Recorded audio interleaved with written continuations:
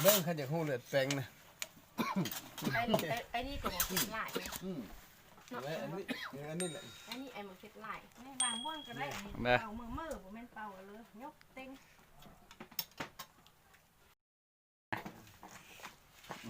อันว่างอันตักข้าวมันจะอยู่กัน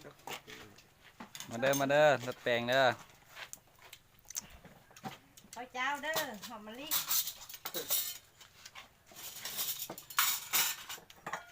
แปลงเด้อข้าวเจ้าเด้อหอมมะลิเด้อปิงแล้วมาตามหลังปิง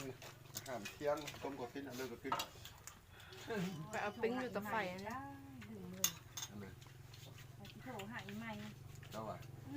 โทรสักกระบุ้มมาอันนี้เพชรไงแซ่บเหรอจับยังแซ่บเลยส้ม เผ็ดนะครับหู้ครับอยู่ส้มโอ้เด็กหลายคนแค่เข้าถึงได้หาเยอะสุดเนี่ยเอา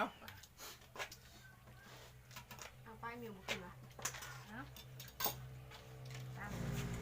กินส้มอิ่มกันไม่ได้กินเลยกีบนเส้นข้าวข้าว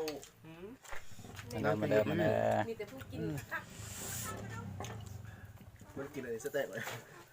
เอาแม่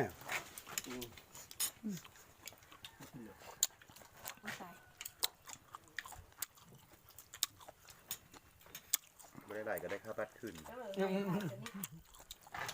วอะไรสดป่ะโอ้มน่ะชื่อฮาโลมไปอุ่นแน่ไปบ่อนเก้าอุ่นแน่น้ำไม่เสี่ยงหลายคนเห็นหลายคนก็ยากนำนะวันรถแปลงเป็ดได้บัดเรามาเลยกับข้าวเจ้าอีกเพิ่มมาเลี้ยง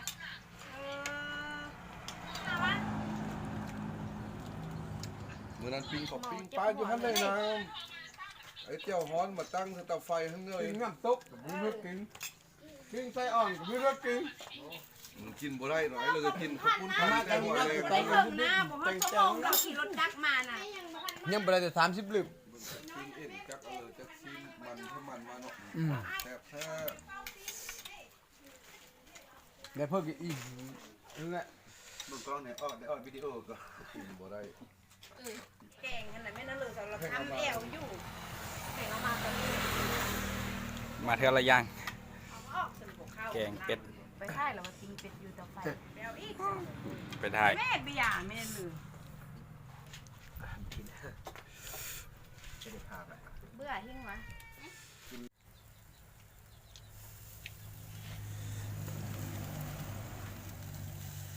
มีก้อนหมู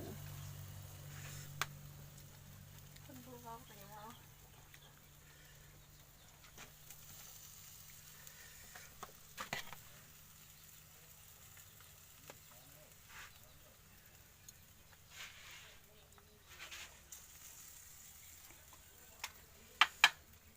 ปูปิ้งเป็ดให้กิน